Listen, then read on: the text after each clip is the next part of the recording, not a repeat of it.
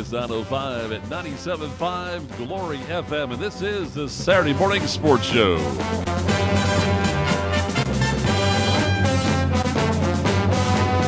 Hi, everyone. Welcome once again to the Saturday Morning Sports Show. Mike Martin with you here live from the Sports Center at 97.5 Glory FM with a live video stream on YouTube at Team Glory Sports. On the schedule this morning, we're going to talk a lot about high school basketball getting ready for the second season with the playoffs beginning next week. We're also going to talk with Chuck Graham, the head coach of the West Hall boys basketball team. He's also our NBA expert. The Hawks made a big trade this week. He's going to talk about that. Then we'll talk with Brandon Shabath, the Director of Athletic Communications at North Georgia. As Coach Tom Cantrell, the longtime baseball coach at UNG, has announced his retirement effective the end of the season. We'll also talk to Brandon Whitesides, the host of Hooked on Lanier, Harper LaBelle, and Dave Cohen on the Saturday Morning Sports Show.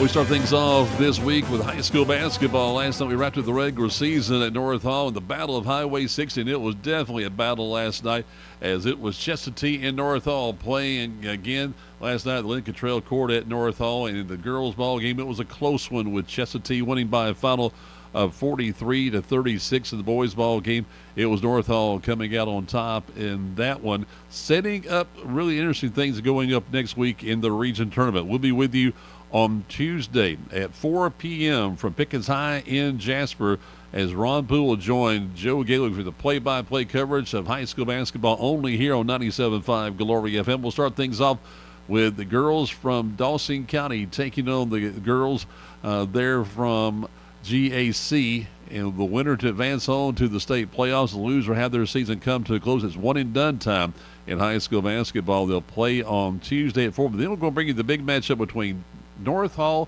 and Chestatee as the Lady War Eagles finish number 3 in the region. North Hall finishes number 6. So they played last night. They're going to play again coming up on Tuesday. It was a great game last night, but Caroline Bull leading the way for the Lady War Eagles in the win last night. They finished as the number 3 seed, and they'll take on North Hall coming up at 5:30 p.m. on Tuesday right here on 97.5 Glory FM.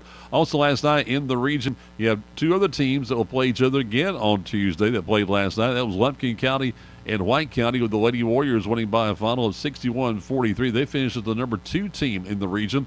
And they'll play Lumpkin County once again, who's the number 7 seed in the region. They'll play on Tuesday at 7 p.m. from Pickens High there in Jasper, while the Dragonettes, the number 1 team in the state in Class AAA, they won the region, and they'll be on their home court on Tuesday night at 8:30. They'll take on the Johnson Lady Knights. And also coming up on Wednesday, it's opening round boys played. Again, a big night last night. Cole Hulsey set a record in a sense. He became the 3rd all-time leading scorer in North Hall history as he surpassed Ebo Smith into 3rd place in North Hall history. And if the Trojans could win their game on Wednesday in the opening round of the region tournament, he's got an outside shot of possibly becoming the all-time leading scorer in North Hall basketball history. That would be really something for Cole Hulsey, as last night the Trojans winning over the War Eagles. And coming up on Wednesday in the opening round of the tournament at 4 p.m. on Wednesday, it'll be Ron and Joe there from Pickens High as North Hall, the number 4 seed, takes on the number 5 seed, Dawson County, while the War Eagles will play the 7 o'clock game. They're the number 7 seed. They'll take on the number 2 seed, Greater Atlanta Christian Spartans, who won their game last night against Johnson. The other games on Wednesday from Pickens will feature at 5:30 after the North Hall game with Dawson County. It's number 3 seed White County doing battle. Number 3 seed Lumpkin, I should say. Lumpkin County doing battle with the number 6 seed White County. So it's, again, last night they played. Lumpkin County got another big win, this time a 10-point win over the Warriors there in Lumpkin County. And so they'll play again coming up on Wednesday. They'll play at 5:30 there at Pickens. It will be Lumpkin County and White County. And then it will be the Chestatee boys taking on Greater Atlanta Christian. Pickens takes on Johnson coming up on Wednesday. Winners of those games advance on to the state tournament. They'll also play for a home court advantage and a region championship. They'll play in the semifinals on Valentine's Day there at Pickens, with the championship game being played on the 15th. And we'll tell you all about that next week here on 97.5 Glory FM. Again, the live audio will be right here on 97.5 Glory FM. The live play-by-play with Joe Gailey and Ron Poole from Pickens High right here on 97.5 Glory FM. Pre-game show starts at around 3:45 both days on Tuesday and Wednesday. Again, on Tuesday at 4, it's Dawson County and the GAC girls, followed by the girls from Chestatee taking on North Hall. Then on Wednesday at 3:45, the pregame tip-off at 4 is boys action with North Hall taking on Dawson County right here on 97.5 Glory FM. Other games around the area last night in Region 8 AAA. There was a big matchup down at Cherokee Bluff with Jefferson defeating Cherokee Bluff. And the girls' game went overtime. It was amazing. Cassie Scott, who you heard last week here on the show, she had 3 starters out last night, and they still took number 2 team in the state in Jefferson, which is right behind Pickens in the rankings of the state. They took him to overtime, and then it was Jefferson just pulling away there in the overtime period to defeat the Lady Bears. In the boys' ball game for the second time this season, Jefferson defeats the top-ranked team in the state in Cherokee Bluff. It's amazing. The number 1 team in the state going into last night's game, now the number 3 seed in the region. They'll have to play coming up on Monday at home as the opening round of the 8 AAA tournament takes place at Cherokee Bluff coming up on Monday. Also last night it was East Hall sweeping by West Hall. And also we'll find out more details about Monroe area and Oconee County. Oconee County girls have won their game against Monroe area. And looking at Monroe boys winning their game last night, which will feature these games coming up on Monday in the opening round of the Region 8 AAA tournament. There are only 6 teams in that region, so the top 2 teams get byes, and they advance all the way to the state tournament into the semifinals on Wednesday at Cherokee Bluff. And on the girls' side, the number 1 team is Jefferson, number 2 Oconee County. On the boys' side, it's East Hall, number 1, and Jefferson, number 2. Cherokee Bluff, the number 3 seed, and so they'll play host to both the girls and boys' first-round games coming up on Monday from the Bluff. It'll be both boys and girls playing West Hall in their opening round games.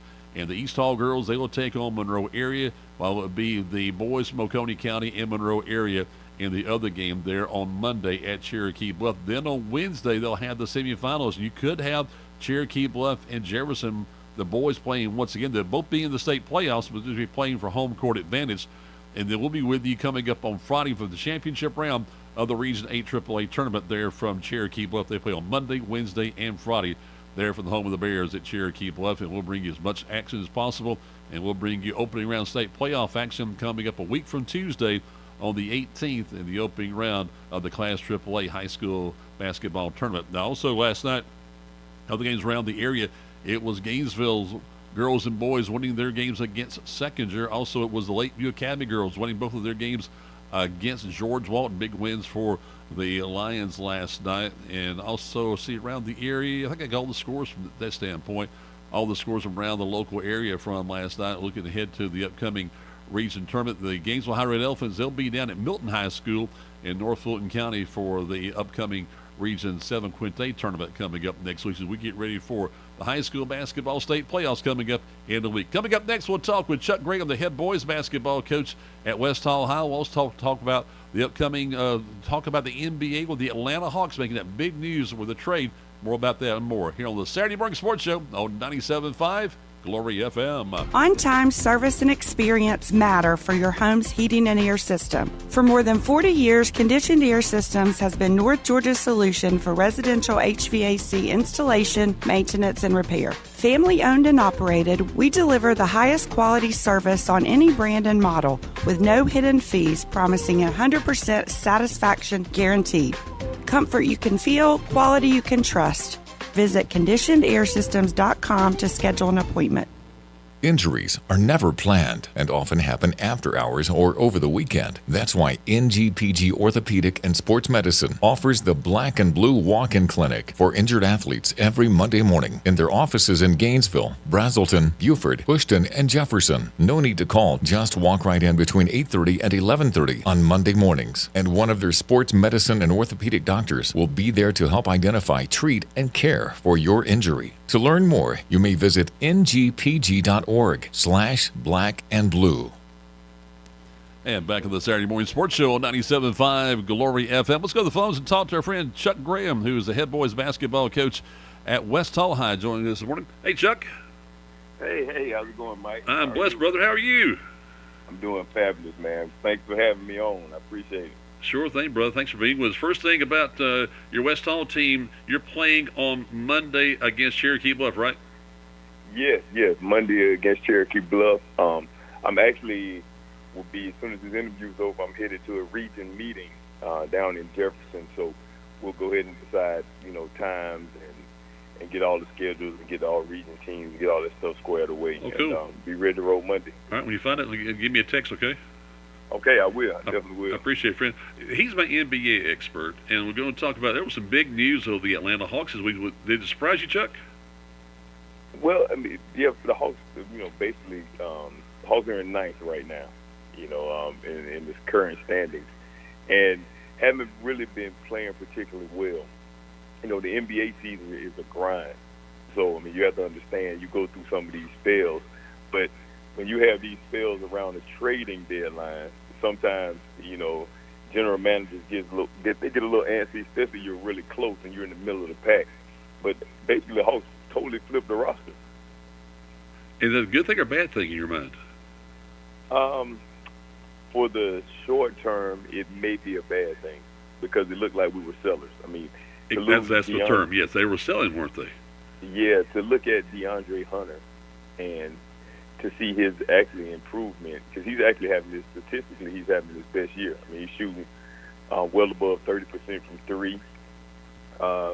He's averaging about 19 points a game. And you think about it, this kid has been a rock on the defensive end. So to actually be in the middle of a playoff race and you get rid of or you trade your second best player is kind of puzzling. But I kind of like the pieces the Hawks have coming back. I mean, that they acquired, but it's just kind of puzzling when you get rid of a guy that's having a career season. Yep, and they sent him to the Clippers, correct? No, I actually went to the Cavs. The other way back. So he went to Cleveland, and it was Bogey going to the Clippers, then, right? Yeah, Bogey went to the Clippers. Okay. But as an old FSU guy, the Hawks acquired Terrence Mann, who's I think is in his 6th year in the NBA now. He's a former FSU player. He's basically along the same lines as DeAndre Hunter, but DeAndre scores a little better. But I think Mann is a great defender, and he will help us. His versatility will definitely help us. All right, so it's amazing that the Hawks will send DeAndre Hunter to the Cleveland Cavaliers, who are basically the best team in the East, right? Oh, yeah. Cleveland has the best record. They've been the most consistent team, and I think they've played the best over this first half of the season. So, yeah, kind of interesting. And that's what they needed. The Clippers needed a 6'7", 6'8" defensive stopper, and now you get a DeAndre Hunter to add to their powerful backcourt of Mitchell and Garland. So it's going to be interesting. All right, so for me, from a fan standpoint, and you're the NBA expert, from a fan standpoint, what do you tell the fans about the future of this team? I think this is one of those situations, and it's rare, especially being a general manager, because, I mean, we see the product on the floor, but at the same time, you don't want to actually give up on the season, especially when you're one place out from making the playoffs. Sure. But the NBA is a business, and I think the fans really have to understand that. But at the same time, you're paying your money to come to these games. You know what I'm saying? Well, as I was telling somebody the other day, Chuck, I said, tell me what you're going to do to get me into one of your seats. And that's the thing, because generally they picked up Bones Highland. You get Terrence Mann, as I mentioned before. You get Karis LeVert and George Niang. I only see probably about 2 of those guys maybe re-signing with the Hawks. So you just understand where you are. I mean, you can try to create some excitement. And I think generally when trades happen, it takes a while to get adjusted. So you may even slide out of that 9th place if things don't go well. So I think this will be a hard sell, but the Hawks are taking a step back, I think, to move forward. Yeah, for me as a fan again, Chuck, I see them becoming a lottery team again. I can definitely see that. And, and that may be the plan for this organization. Now, you just can't come out and say that as an organization, but what it looks like is we're actually punting right now in terms of to go forward, and go forward in the draft. I mean, because you had the number 1 pick last year, and he will be a great player. He'll be a good player. I just think the expectation and most of these guys get drafted on potential. Yep. So they're not a finished product because they haven't gone through college and, back when I was coming out, it sounded like I'm going to date myself, but guys generally stayed in college like 3 years. So once they got to the NBA or once they were the number one pick in the draft, you were a finished product. Yep. I mean, we knew who you were, and they were able to lead franchise. Like guys coming like into the league now, I don't think like from a off the court standpoint are really ready to lead a franchise at 18 and 19 years old. You prove that with the G League, don't you? You know it? Yes. And that's where the G League is valuable. But if I'm going to have the first pick, I want a guy that's going to change my franchise instantly. I want a plug-and-play guy. And I think that, it's going to happen this year with Cooper Flagg, but I don't think that that's going to be the norm moving forward. Hey, I say, though, Chuck, with all these trades, we could have had Luka. We could have had Luka. Actually, we drafted Luka. Uh-huh. I just can't. And trust, I love Trae Young. I think he's a dynamic player, and he also changed his game this year. Yes, he did. He's leading the league in assists, so I think that's a certain level of maturity from his standpoint. But when you get a guy that's 6'7" and 6'8" that can lead the league in scoring, and then there was reports this week, the Mavs saying that Luka's not in the best shape. Or he hadn't been a great guy in the locker room. Now, I understand the locker room and, the character piece. I totally get that because he's going to get a supermax contract one day. And do you really want to trust a guy paying $360 million and he's not totally bought in? All right, with that, Chuck, everybody know that's what you found out. It's obvious to me. Hey, when I tell people, when I see Chuck Graham, God's all over you, man. Okay, when you see Luka, he's a 25-year-old kid from France. Right? Yeah, and it's like the culture's different. And this guy needs Jesus in a bad way. You know what? And Luka, and to his credit, his talent is off the charts. Oh, yeah. Off the charts. So I can see why he will get a chance in the NBA, and he'll continue to make money, and he'll continue to be marketable, and he'll have a successful career. Mm-hmm. But when you're trying to build a championship team, and, I credit to Dallas, when you're trying to build a championship team, you want to surround that locker room with guys who are totally bought in and who are committed to winning. And I think Luka, to a certain extent, is that guy. But at the same time, Mike, he's 25. Uh-huh. He has chance to get around some guys who've been in the league for a while, like LeBron, who has some leadership skills, who've won championships, and hopefully he can take that and not only become a better player in terms of physically, so he won't be injured as much, but then he'll turn around and be a better person to be able to lead other people in the league just because of his talent. Guys will follow him. Because that way the future is just endless for that kid. If he can go get his heart right and his soul right, tell him what that kid could do. Oh, yeah. Like I said, again, it's off the charts. And just think of the impact that he could have, not just on, guys in the NBA looking at him and just like, how did you get here, or what are you doing? Mm-hmm. But the impact he can have on a lot of young men and young women who are aspiring to play basketball. He could be another Chuck Graham, man. I hear you, Mike. I hear you. All right, brother. Hey, man, thanks for go your meeting. We'll talk soon, okay? All right. I appreciate you, man. Thank you. Thank you, man. Appreciate it, man. Love you, man. Yep. Take care. That is Chuck Graham, the head boys basketball coach there at West Hall High School as they get ready for the region tournament coming up. Next Monday, he'll take on Cherokee Bluff, and he'll let me know about what time they're going to play because the plan was not for Cherokee Bluff to play host both the girls and boys on Monday. It was one of the two. So instead, they're playing 4 games on Monday, so it gives the game times here as soon as possible. We got much more for you. Next up, we'll talk a little college sports action, baseball, and also basketball from UNG, University of North Georgia, with Brendan Shabath. Comes up next here on 97.5 Glory FM. The experts are saying that it's going to be another tough year for the flu. Last year it started in October and lasted until May. It's never too early to get your flu shot, and you can stop by Riverside Pharmacy and get yours today. The pharmacists at Riverside Pharmacy can not only give you your flu shot, but if you get the flu, they can fill your prescription. They'll even deliver them in the Gainesville area. You can depend on Riverside Pharmacy across the street from City Park, serving Gainesville for over 60 years.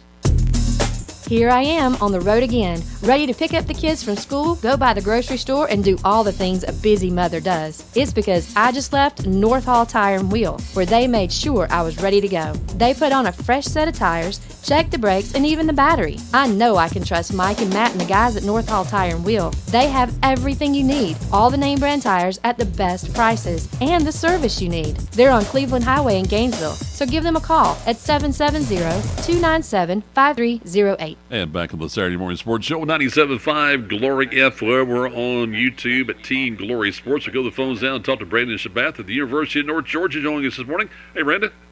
Hey, Mike, how are you? Great. Big day in store for you? Absolutely. Another big Saturday of UNG athletics. So I want to talk to you about the big news that we know is going to happen sometime. Is that Tom Cantrell, the head baseball coach since 2000, announced his retirement at the end of the season, effective then. And I tell you what, we could talk a long time about what Tom Cantrell's meant to the program, but tell me about the decision for him to retire at the end of the season. Yeah, I think Tom is just ready for the next stage in his life, and you know, he's given everything to North Georgia and specifically to North Georgia baseball. For those that don't know, like you mentioned, running the program since 2000, he built it from the ground up when they restarted in 2000. So when you go to our website and you look at the program history page of UNG baseball, the Nighthawks have only ever known Tom Cantrell as the head coach. Mm-hmm. And he's been an unbelievable pioneer for UNG baseball, an ambassador for North Georgia, and just a great head coach who we're certainly going to miss after this season, but we are thankful for everything that he's done for the last 26 years. Somewhere in my archives, I've got the audio of that first ball game that we broadcast. We were there for that first ball game there at Bob Stein Stadium, broadcasting that game. I guess one advantage for Coach Cantrell making the decision now, it gives the university time to get a replacement. Yeah, I certainly think that's going to be a big deal. If you can have that amount of time to prepare and build your candidate list and your search list, it's going to be a good chance to find the best possible replacement, whoever that is. And I think that's certainly going to be a bonus for UNG getting ready for next season and for whoever is going to guide the program past the Tom Cantrell era. Who are they playing today? So they're on the road against Mississippi College. They lost a close one yesterday, 3-2, late in that game. But Mississippi College is a very good program, a very good team, and they got one today and one tomorrow to try to win the series. They're a Gulf South team, right? Yes, they are. That's what I was thinking, and that conference is a little upheaval from that standpoint. But the basketball teams today. So basketball teams are both at Columbus State, two very big games. Columbus State, top of the Peach Belt standings in both the men's and the women's, tied with UNG on the women's side for top of the conference at 8-2 this year, but they hold the tiebreaker right now because Columbus State beat us at home earlier this season. So a chance for the women to get revenge and take sole first place of the conference today, which is a big deal. And for the men who have struggled a little bit in the last few games, it's a chance, I think, for them to right the ship and get back on track and beat a first place team. Again, next Saturday, a big day for UNG with homecoming. Yeah, absolutely. Next Saturday, we've got a lot. We've got USC Beaufort at home for men's and women's basketball. We've got a baseball series at home against St. Leo on Friday, Saturday, and Sunday. And then we've got the Gold City Invitational for softball, where Emory and Henry and Emmanuel are going to come to town. And we'll have 3 softball games on both Saturday and Sunday, similar to this weekend. All right, so what games will be on the Nighthawk Sports Network? So all UNG games will be on the Nighthawk Sports Network this weekend and next weekend. So we won't broadcast the non-UNG softball games. For example, today between Lake Erie College and West Florida, and then next week between Emmanuel and Emory and Henry. But when the Nighthawks are playing any of those teams, those will be on the Nighthawk Sports Network. Got you. All right, so you can go to ungathletics.com or go even to peachbelt.com and then you look at the Nighthawk Sports Network, and you can follow all the action there of Nighthawks Sports there and Dahlonega. Brandon, thanks so much, bro. Appreciate it much. Go Hawks. Thank you so much. Thank you so much, Mike. Good talking to you. You too. Appreciate it very much. Brandon Shabath, who's the Director of Athletic Communications for the University of North Georgia. The Nighthawks back in action today, as he mentioned. We'll tell you more about that and more here on 97.5 Glory FM. All the best to Tom Cantrell, the head baseball coach, as they had the rebirth of baseball back in 2000. We got much more for you coming up next on the Saturday Morning Sports Show here on 97.5 Glory FM. This is Representative Lee Hawkins, your representative to the state legislature. I want to wish all the local athletes in our area the very best this season. Your team is very important to the success of our community, and I look forward to seeing you play this year and to see what you accomplish in the classrooms and in the community.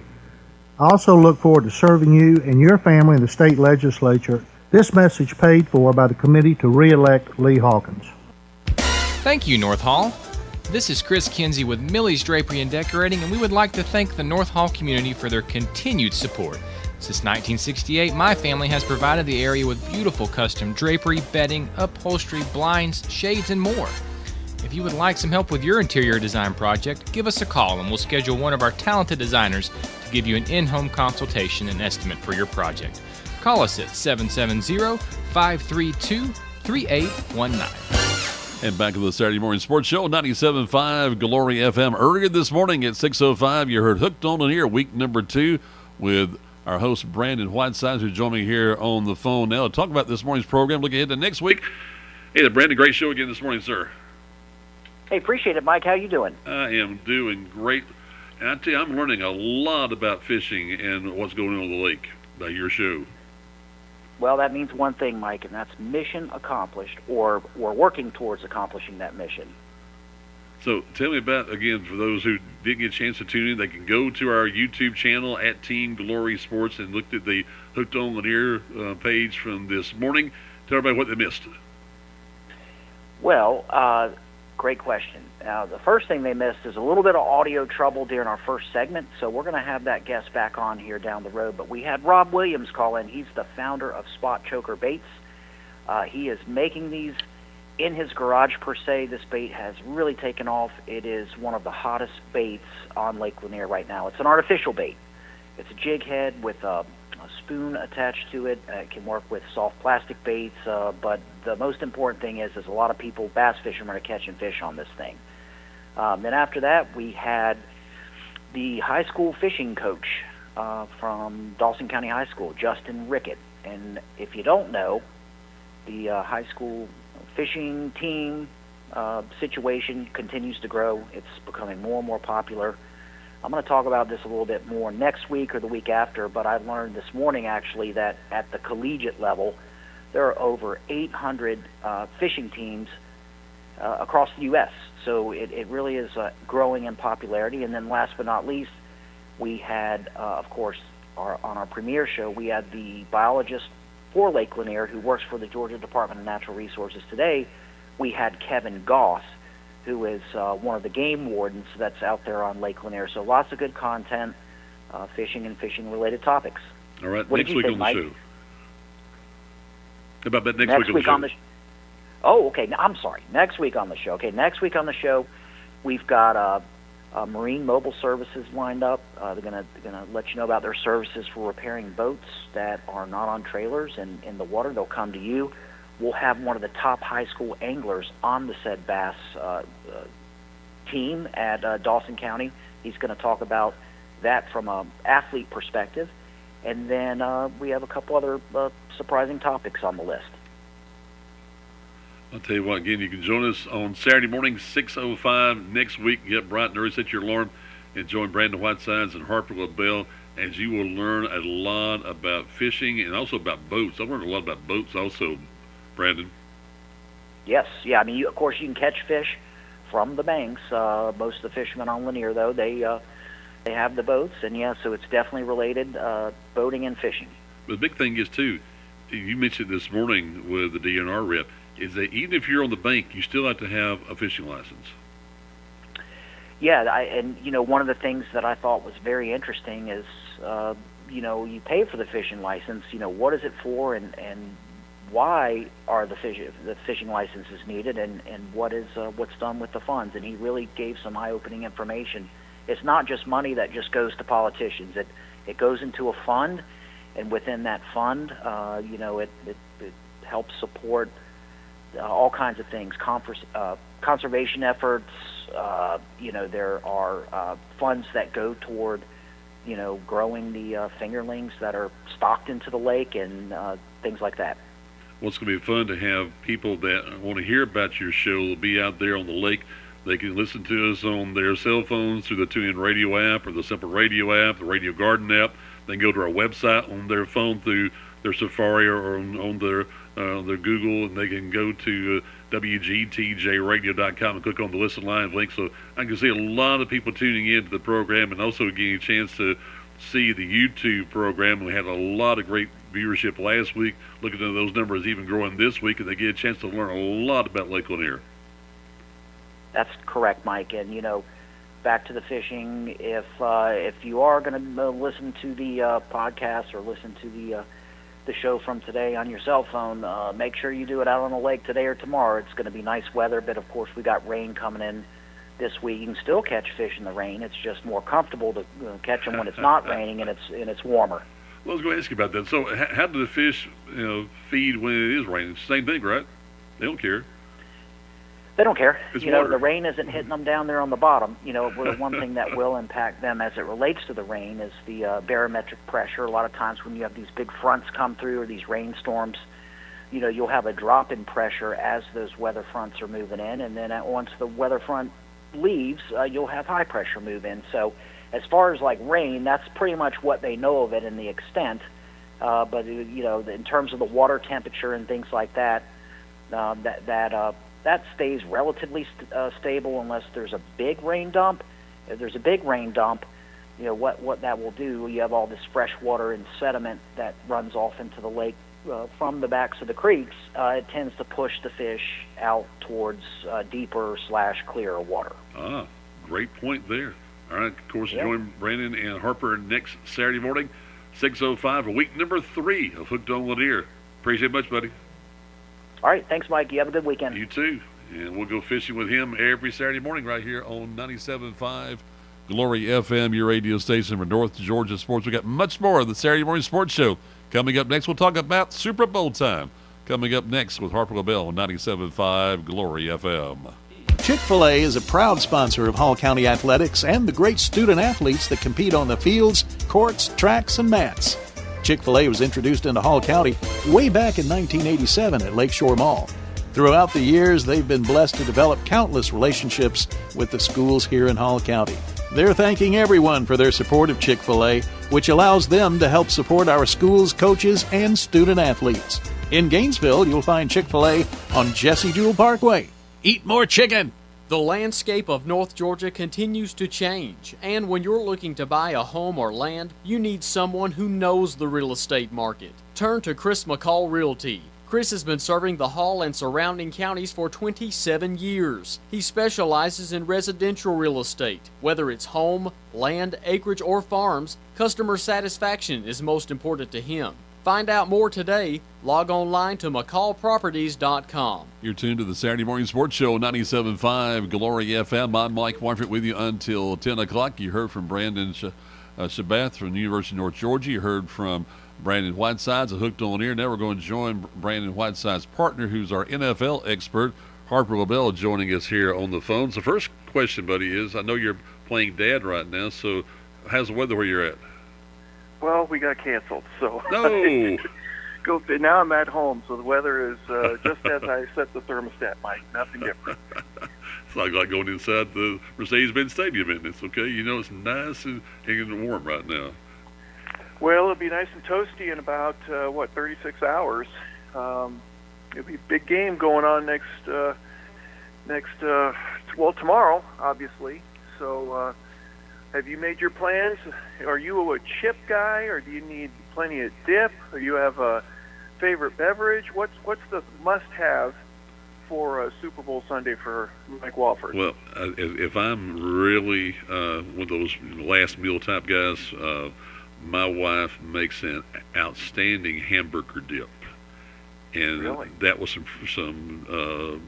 I can do just with a spoon. I can dip it right out of the bowl, but I also could use the It's not necessarily, though, but I can use the big Frito chips. You can dip it in nothing like it, and give me a big sweet tea, and I'm set to go. And I only need to watch the game because to me, you don't have a dog in the hunt. So how much are you interested in this game tomorrow night? Well, for me personally, it's almost like ho-hum. Been there, done that, because these two teams played each other just a couple years ago, and that's a little bit of a negative in terms of my personal appearance. But I've become a little bit less selfish in the last 2 or 3 days to go, this could be historical. And it's not often that you have the historical aspect of it for a team. And as many of the great teams that have been out there, the Dolphins were the first. The Packers were the first, absolutely. But after that was the Dolphins, the Steelers, and Cowboys, San Francisco. Who's going to be the first to win 3 in a row? And it hasn't been done.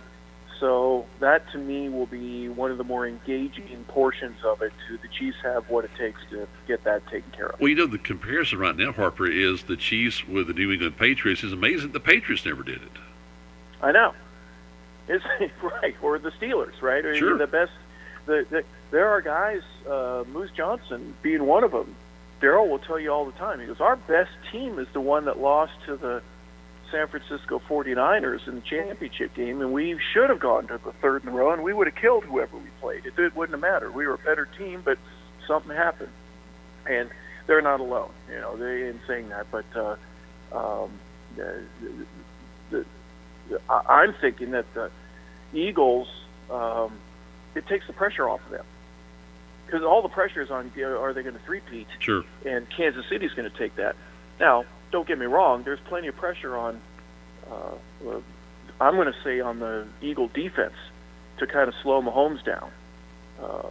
Don't give him 3 touchdowns, give him 2. Now you got a chance to win the ball game. So a lot going into that as well, but should be a great game. I'm hoping it will be. I don't think it'll be a blowout. We've seen plenty of those in the past. Well, you taught me a long time ago the famous words, don't bet on football, and I wouldn't even bet a sweet tea on one. Okay, I just wouldn't do it from that standpoint.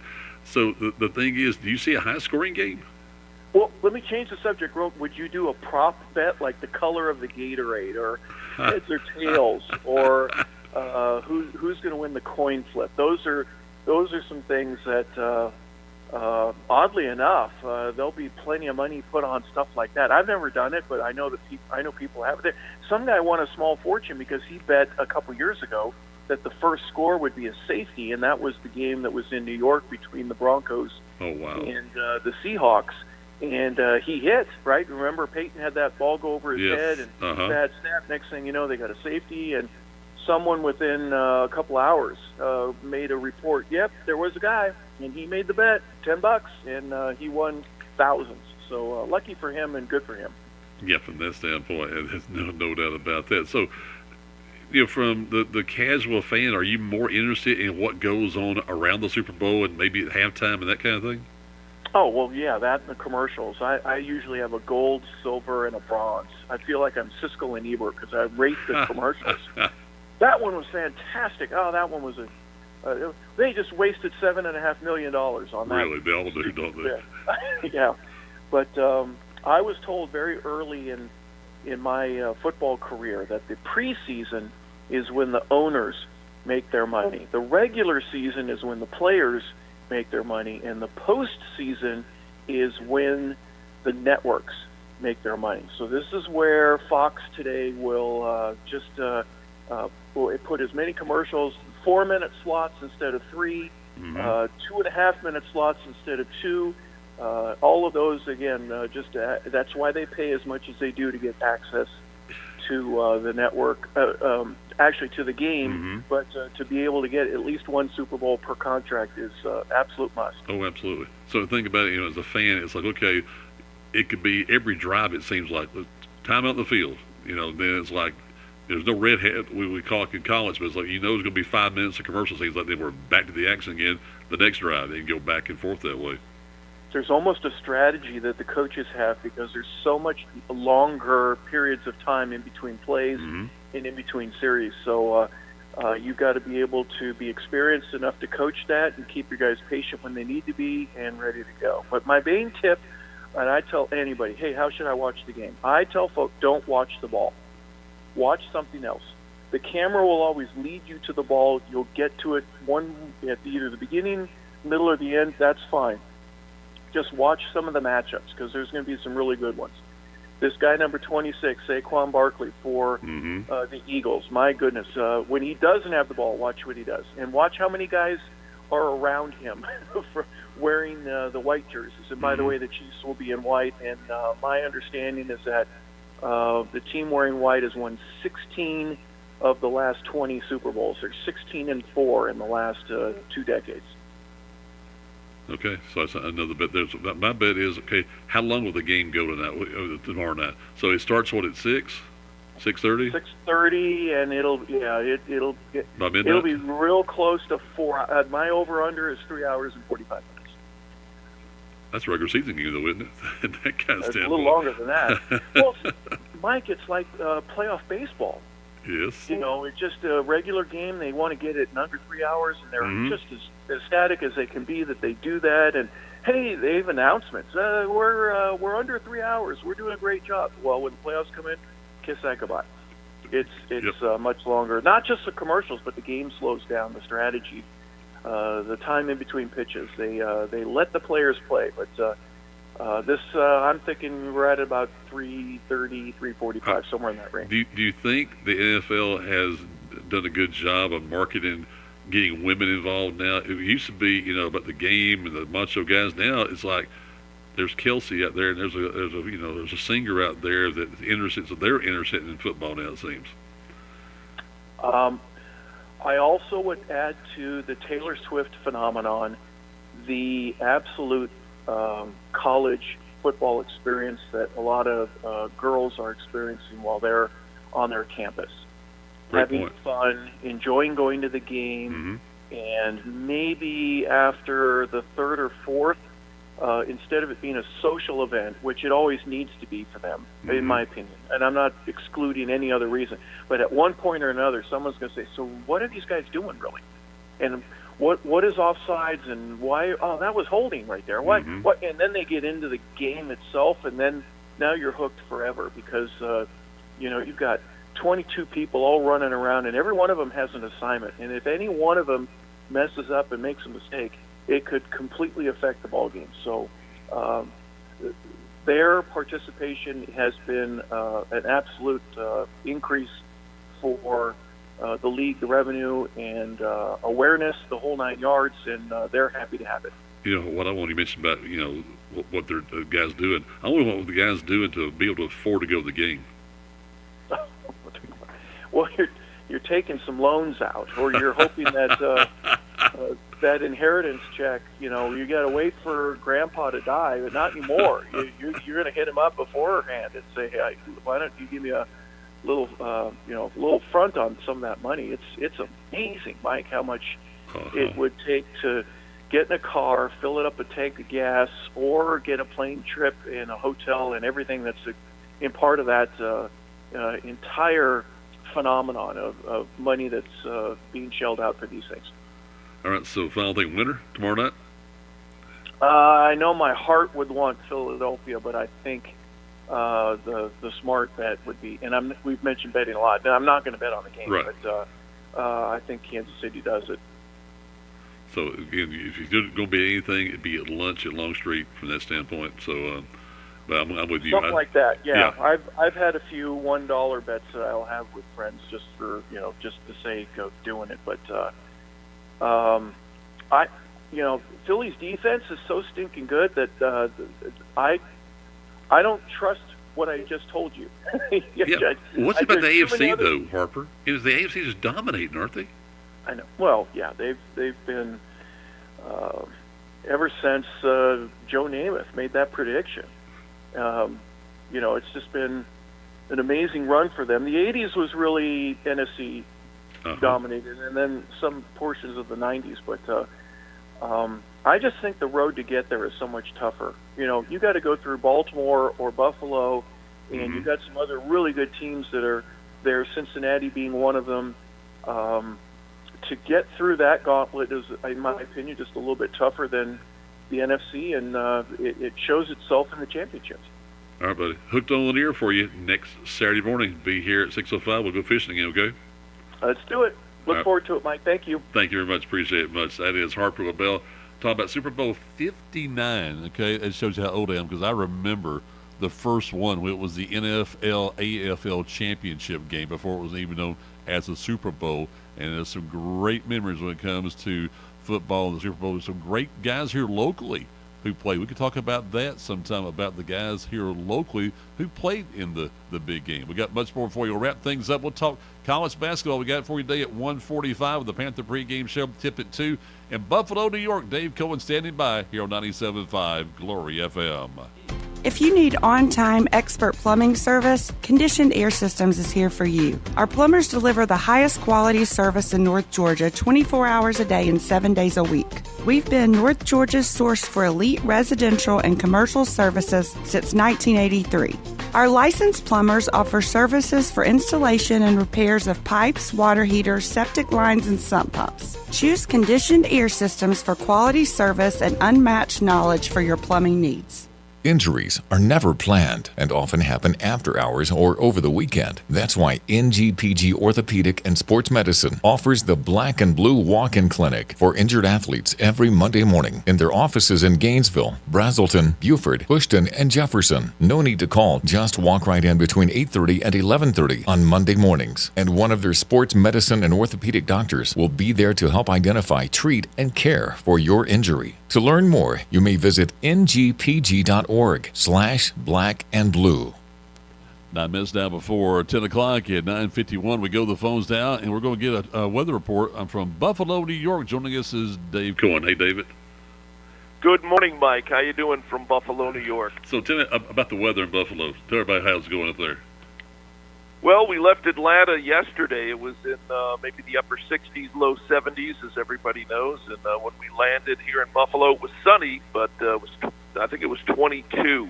And they still have a lot of snow on the ground, and so it's cold, cloudy and overcast today.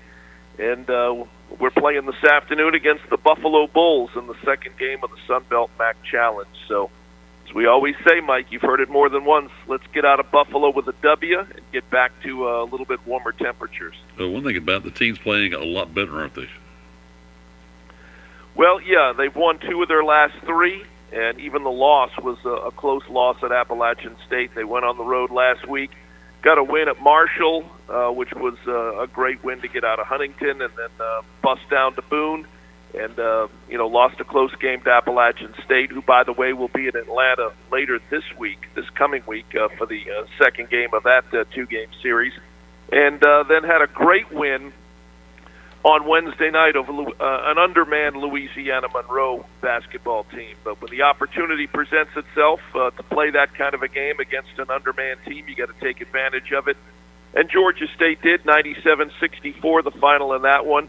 They're going to take on a Buffalo team that is struggling right now in the MAC. They're 7-15 overall. They're 2-8 in Mid-American Conference competition, and they've lost their last 2. They got beat at Toledo the other night, 87-74. So, looking forward to this. This will be the 3rd all-time matchup between Georgia State and Buffalo. It's not often that these 2 programs cross paths. So they're a little undermanned as well, and looking forward to, if Georgia State plays like it's played in the last 3 games, then we should get out of here with the W today. You know what's interesting, Dave? I wonder who makes the decisions about where the teams play in the MAC Sun Belt Conference tournament, the challenge, I guess I should say.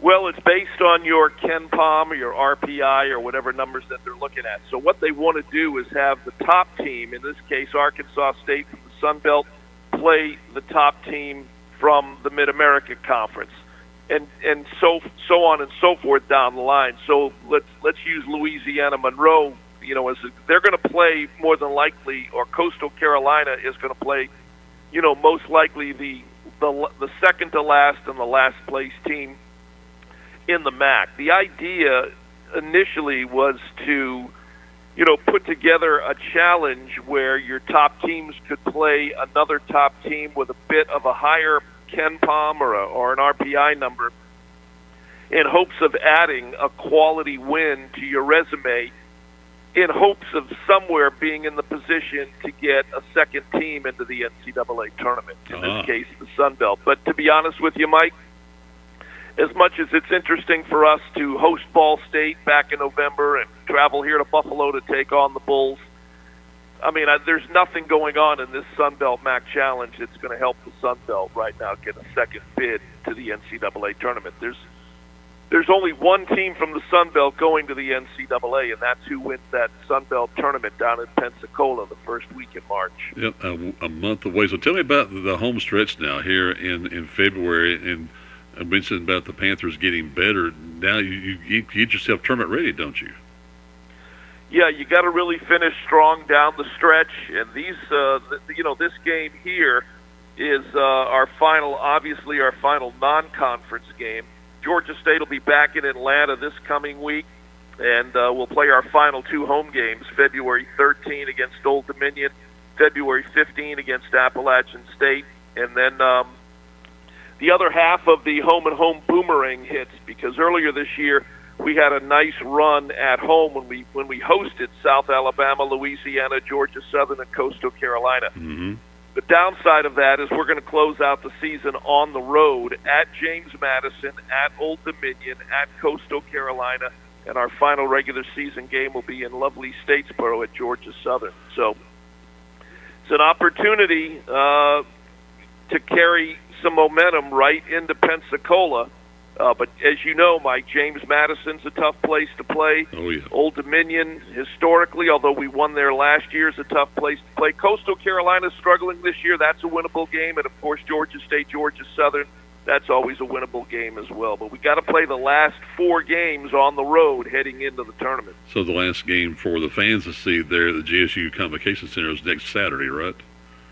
Correct. The Mountaineers of Appalachian State will be the final regular season home game, which we'll have right here on Glory 97.5. That's a 2 o'clock tip. And then it's, like I said, 4 straight away from Atlanta. What's the best position for the Panthers to finish in the standings, you think, right now? We're, number 10 now? Yeah, number 10, but there's a lot, I don't have the standings right here in front of me, but, there's a lot of teams that are bunched up. This final stretch run is going to obviously decide, mm-hmm. Who goes to Pensacola where. I would say, obviously, Georgia State's goal right now is to not be 11, 12, 13, or 14. The final 4 teams, so the last four teams in the Sun Belt, as we were a year ago, have to play in those 2 early Tuesday Sun Belt tournament games. Remember last year we lost to Marshall in the first game. Yes. We were already on our way back to Atlanta. Felt like the tournament hadn't even begun yet. So, you do not want to finish 11, 12, 13, or 14. The goal is to get above that number 11 seed so that you're not playing a conference tournament game on Tuesday. All right, so the baseball team starts next weekend, right? Yep, we got the Belmont Bruins will come in for a 3-game weekend series out at the ballpark at Panthersville, followed by 3 games on the road at Jacksonville State the following week. So, you know me, softball is already underway at Georgia State. I think they're down in Florida, and baseball about to get underway. I really wish that they would wait until at least March 1 to start college baseball and college softball. There's just a lot of crossover. And, even though this year we've had some milder temperatures in the last week or so, let college basketball have its stretch run without having to deal or think about college baseball. They play 56 games plus their conference tournament, which is a lot.